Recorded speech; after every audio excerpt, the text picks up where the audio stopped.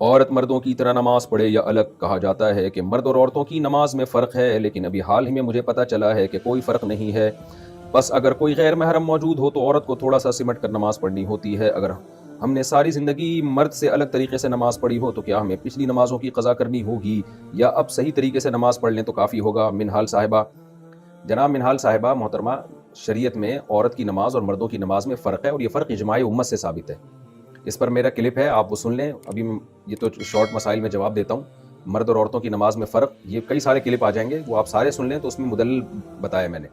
بہت سے مسائل اجماع امت سے ثابت ہوتے ہیں، تو چاروں اماموں کا اس پر اجماع ہے، حنفیہ کا، مالکیہ کا، شافعیہ کا، حنابلہ کا۔ امام احمد بن حنبل جو امام بخاری کے استاذ ہیں، انہوں نے بھی یہ بات لکھی ہے کہ عورت سمٹ کے نماز پڑھے گی۔ امام شافعی بھی کہتے ہیں، امام مالک بھی، اور حنفیہ کا بھی یہی مذہب ہے۔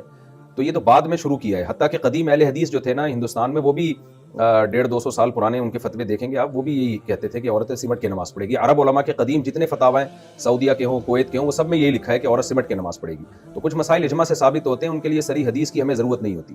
جیسے عورت آہستہ آواز سے لبیک کہے گی، زور سے لبیک نہیں کہے گی، اس کا کسی حدیث میں تذکرہ نہیں ہے، اجماع امت سے ثابت ہے۔ عورت جو ہے صفا مروہ پہ دوڑے گی نہیں بلکہ چلے گی، کسی حدیث سے ثابت نہیں ہے، اجماع امت سے ثابت ہے۔ اسی طرح عورت کا سمٹ کے نماز پڑھنا، یہ اجماع امت سے ثابت ہے۔ اب عرب علماء نے اس کو تبدیل کیا ہے، جو ہم سلفی علماء ہیں، انہوں نے اس حدیث کے پیش نظر کے حدیث میں آتا ہے صلو کما رأیتمونی اصلی، ایسے نماز پڑھو جیسے میں نماز پڑھتا ہوں۔ تو انہوں نے کہا بھائی نبی نے تو مرد اور عورت کی نماز میں کوئی فرق نہیں رکھا، تو اس لیے ہم بھی، عورتیں بھی ایسے پڑھیں گی جیسے نبی نے پڑھی، تو سمٹ کے نہیں پڑھیں گی۔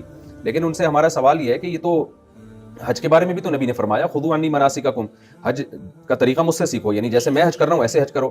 تو نبی نے تو زور سے لبیک کہا ہے، تو عورت پھر آہستہ کیوں لبیک کہہ رہی ہے؟ نبی نے تو صفا مروہ میں دوڑے ہیں، تو عورت چل کیوں رہی ہے، دوڑ کیوں نہیں رہی؟ ظاہر ہے اس لیے چل رہی ہے کہ اجماع سے ثابت ہے کہ عورت چلے گی، دوڑے گی نہیں۔ اجماع امت سے ثابت ہے کہ عورت آہستہ لبیک کہے گی، زور سے نہیں کہے گی۔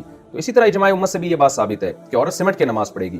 صدیوں تک جتنے فقہا گزرے ہیں نا، ان کی کتابیں آپ اٹھا کے دیکھ لیں تو اس میں سب میں یہی لکھا ہے، پوری دنیا میں، کہ عورت سمٹ کے نماز پڑھے گی۔ اور حدیث میں آتا ہے رسول اللہ صلی اللہ علیہ وسلم نے فرمایا لا تجتمع امتی علی ضلالہ، میری امت گمراہی پہ جمع نہیں ہوگی۔ تو یہ تو چند میں نے دلائل دیے، مزید دلائل آپ کو اس کلپ میں مل جائیں گے۔